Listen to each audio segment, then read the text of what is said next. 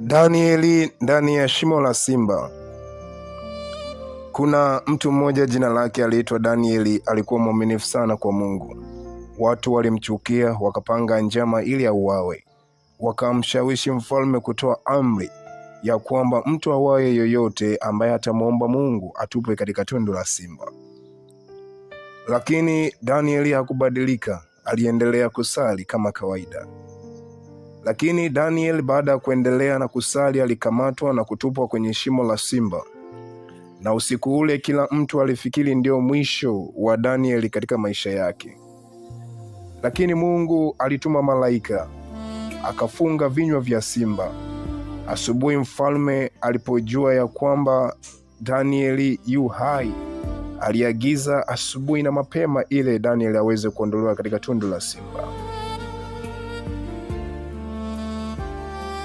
Nini sasa tunajifunza katika maisha? Ukisimama na Mungu, hata hatari kubwa haiwezi kukudhuru. Tegemee Mungu katika maisha yako. Mungu akubariki sana. Mimi ni msimuliaji wako, ninaitwa William Charles. Bye.